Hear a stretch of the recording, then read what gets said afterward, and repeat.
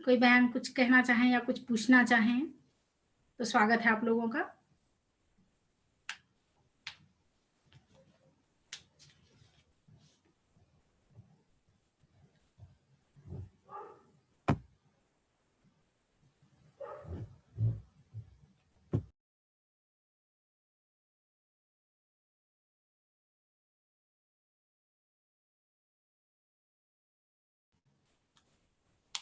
कोई बहन कुछ बोलना चाहेंगे या आप सब भी एक परिवार का हिस्सा हैं, आप लोग के भी कोई विचार हों तो आप भी जरूर व्यक्त कर सकते हैं।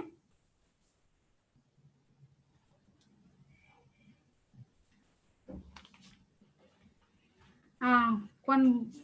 आप हाथ उठा दीजिए। आपको दीदी हैं, अमृता दीदी हैं, आपको अनम्यूट कर देंगे यहाँ से। यहाँ पर होगा, पीछे होगा, दिखा।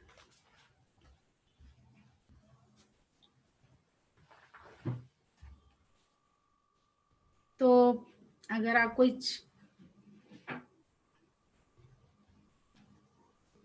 नहीं कहना है अर्पणा पांडे जी कुछ कहना चाह रही हैं क्या? उनका वो हंस कुमार अपना फोन अनम्यूट करिएगा बहन। मैं ये पूछ रही थी कि आप लोग कल एक प्रोग्राम रखे हैं वो जी जी पे, तो हम लोग को उसका नाम किधर देना है? आप समूह में जुड़े होंगे, हाँ, उसी में दे दीजिएगा अपना नाम। जी चलिए, आप बात निकालें तो मैं फिर से बता ही देती हूँ कि कल के कार्यक्रम में जो भी हमारी बहनें भाग ले रही हैं वो अपना नाम जरूर बता देंगे। और आप यदि कोई वीडियो बनाए हैं अपना, तो आप एक दिन के लिए लैपटॉप की व्यवस्था करिए अपने पास, और आप जहाँ हैं वहीं से स्क्रीन शेयर कर दीजिएगा तो बढ़िया हो जाएगा। और कोई बात कहनी है हमारी बहनों को?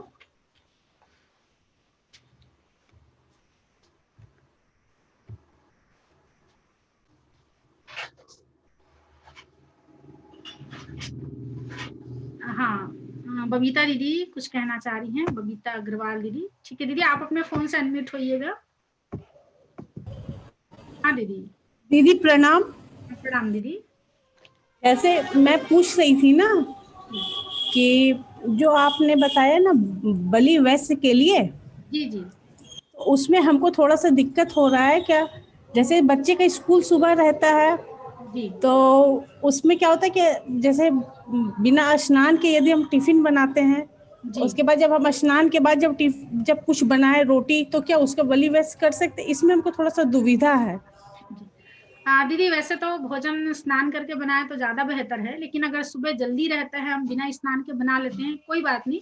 शाम का भोजन आप बलि वैश्य करिए एक अच्छा, टाइम। जी जी शाम में करने से अच्छा है? बिल्कुल बिल्कुल दीदी, आप कभी भी कर सकते हैं। शाम शाम का भोजन को आप बलि वैश्य कर लीजिए, और दोनों टाइम करना चाहें तो दोनों टाइम कर लीजिए। अब अच्छा सुबह नहीं अच्छा बन पा रहा है तो संध्याकालीन करिए आप, अच्छा। क्योंकि आप उस समय स्नान भी नहीं किए रहते हैं तो हवन करेंगे कैसे? हाँ, वो अच्छा नहीं जैसे, तो अच्छा जी भी नहीं लगता है। जी जी जी तो शाम में कर सकते बलि जी वैश्य? जी जी दीदी बिल्कुल कर सकते हैं। ठीक है, बहुत बहुत धन्यवाद दीदी।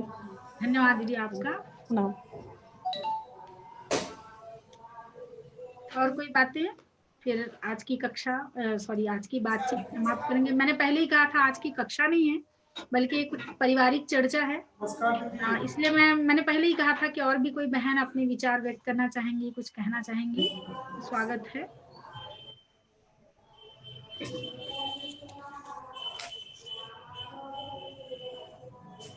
तो समाप्त करें क्या?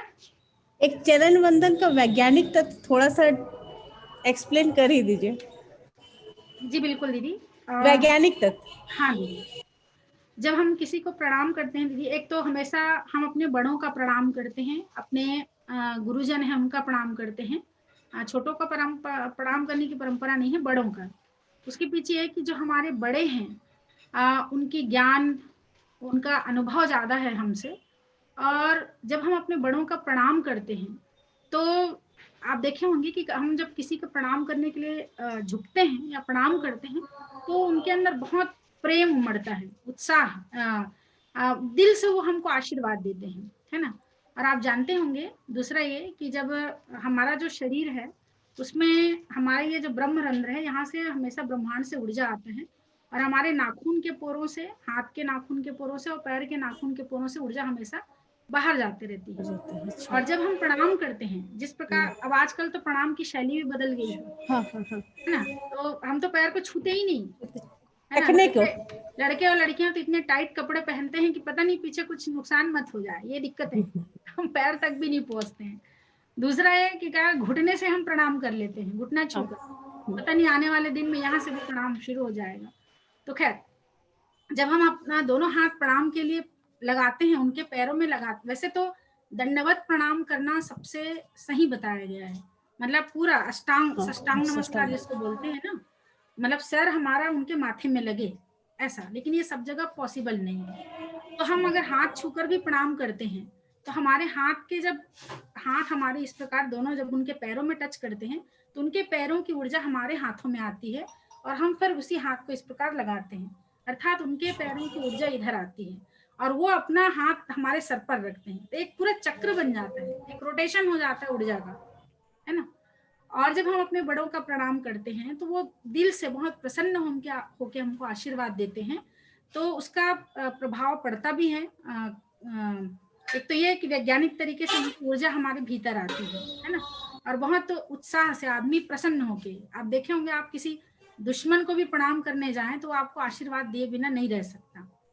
महाभारत का भी जब युद्ध हुआ तो भगवान कृष्ण ने भेजा ही इसीलिए कि जाओ सबका प्रणाम, भले ही वो विरोधी में है फिर भी सभी बड़ों का, पितामह का, सबका प्रणाम करने भेजे, क्योंकि जब आदमी प्रणाम करता है तो सामने वाला भी विवश हो जाता है आशीर्वाद देने के लिए।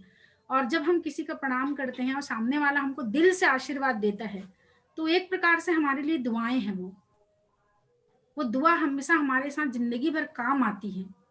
आप देखे होंगे कभी कोई डॉक्टर बोलता है ना, अब इसको दवा नहीं बचा सकती, इसको दुआ बचा सकती है, तो वो जो हम बड़े बुजुर्गों का प्रणाम करते हैं, आशीर्वाद लेते हैं, ये हमारे साथ एक रक्षा कवच के रूप में चलता है।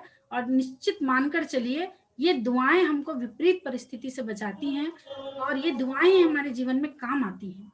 इसलिए हमेशा दिल नहीं दुखाना चाहिए, बोलते हैं जिस प्रकार ये आशीर्वाद लगता है ना, उसी प्रकार आह भी लगती है। माता पिता अगर दिल से कुछ आह होके यदि निकलता है उनके भीतर, तो वो भी लगता है श्राप के रूप में। इसलिए हमेशा माता पिता का सम्मान होना चाहिए, और जब हम सास ससुर का भी सम्मान करें आगे चल के, इसलिए बहुत सारी बातें तो एक दिन में संभव नहीं रहती हैं। कई ऐसी घटनाएं हुई हैं मेरे सामने, मेरी आंखों के सामने एक घटना घटी है कि एक पति पत्नी थे, मतलब रिश्ते में हमारे, कहाँ पर साउंड हो रहा है देखिएगा, उसकी पत्नी थी और उसकी सासू माँ, उसकी सहेलियां कुछ आई हुई थी और वो पानी लेकर आई, तो जब पूछा इनका परिचय क्या है तो उन्होंने नौकरानी कह दिया घर का, अपनी सासू माँ को नौकरानी बता दिया। उसका बेटा सामने बैठा था, एक शब्द नहीं बोला। जब उस पत्नी की सहेलियां जब गई तब वो अपनी माँ से बोला, बेटे से बोला कि तुम्हारे सामने इसने मेरे को नौकरानी कहा, तुमने एक शब्द नहीं कहा, इतना अपमान। वो बर्दाश्त नहीं कर पाई और उन्होंने श्राप दे दिया कि तुम्हारा कभी संतान नहीं होगा। और रात में जब वो गई सोने के लिए, फिर दूसरे दिन वो, मतलब अपमान सहन नहीं हुआ उसका, वो फांसी में झूल गई और आज तक उसका संतान नहीं हुआ। तो ये निश्चित मानकर चलिए कि दुआएं जैसे काम करती हैं वैसी बद्दुआएं भी हमारे ऊपर असर छोड़ती हैं। इसलिए हमेशा बड़े बुजुर्गों का आशीर्वाद लेना चाहिए। हमारे बड़े बुजुर्गों से हम दूर भागते हैं जबकि वो हमारे ऊपर प्रेम लुटाते रहते हैं। तो जितना हो सके हम अपने बड़े बुजुर्गों का सम्मान करें और प्रणाम करने का आदत इसीलिए डालें ताकि रोज हमको आशीर्वाद मिलता रहे फ्री में। ठीक है दीदी, और कोई बात? बहन जी, हमारा एक निवेदन था। हाँ भैया जी, कहाँ से हैं बोल रहे हैं, मैं देख नहीं पा रही हूँ। जबलपुर से। हाँ भैया जी, आजकल बुजुर्ग लोग भी अपने नाती पोतों से हाय बाय करते हैं, तो आपने बहुत अच्छा बताया कि प्रणाम करें, तो हाय बाय का क्रम बिल्कुल बंद होना चाहिए। भले बच्चे हाय बाय करें, उनको यही कहे कि भैया प्रणाम करें। बिल्कुल भैया, बिल्कुल हमको सिखाना चाहिए। आप देखे होंगे अभी कोविड में पूरे विश्व को हमने नमस्कार और प्रणाम कहना सिखा दिया, हमारी भारतीय संस्कृति ने। और हमारी भारतीय संस्कृति ने यही सिखाया है कि बिल्कुल चरण वंदन होना चाहिए। ये हाय और बाय की जो परंपरा है, इसने तो पूरा चौपट कर दिया है सब चीज। तो बिल्कुल ये एक संस्कार है ये, और बिल्कुल सीखना ही चाहिए इसको। जी, ठीक है, तो आज की बात समाप्त करते हैं। और कल आप लोगों का सांस्कृतिक कार्यक्रम है और कल 3 बजे से हमारा कार्यक्रम प्रारंभ होगा और आप लोग बिल्कुल हिस्सा लीजिए, बढ़ चढ़ के हिस्सा लीजिए। आपकी कला, आपकी प्रतिभा का दिन है, कल आपका दिन है पूरी तरह, है ना। तो आप लोग प्रस्तुत करेंगे, प्रेजेंट करेंगे और हमारी बहनें रहेंगी जो कार्यक्रम का संचालन करेंगी। आप लोगों ने नाम नहीं भी दिया होगा तो नाम दे दीजिए। और कल के बाद फिर परसों हमारी बहुत महत्वपूर्ण कक्षा रहेगी गर्भ संस्कार के ऊपर। गर्भ का वैज्ञानिक महत्व हम जानेंगे और इसके ऊपर विस्तार से कक्षा रहेगी। तो कल आप लोग का सांस्कृतिक कार्यक्रम है, तो कल 3 बजे बिल्कुल जुड़ जाइएगा और सब बहनें जरूर पार्टिसिपेट करें। पहले ही बताया जा चुका है कि आप क्या क्या प्रस्तुत कर सकती हैं। आप कविता बोल सकती हैं, गीत गा सकती हैं, आप कोई भजन गा सकती हैं, और हमने पहले ही कह दिया है कोई फिल्मी गीत, कोई फिल्मी चीज़ों पर नहीं होगा, है ना। हाँ, फिल्म में कोई अच्छे गीत हैं, भजन है, उसको आप ले सकते हैं। कोई नृत्य नाटिका है जो अपनी देश संस्कृति को व्यक्त करता हुआ हो, उसको आप प्रस्तुत कर सकते हैं। आप वीडियो रिकॉर्डिंग करिए और जहां आप हैं वहीं से आप स्क्रीन शेयर करके आप दिखा सकते हैं। अपने समूहों में जरूर बता देंगे कि आप क्या प्रस्तुत करने जा रहे हैं, ठीक है। तो चलिए आज की बात को समाप्त करते हैं। आप सभी बहनों का प्रणाम, धन्यवाद कि आप लोगों ने आज बातें सुनी।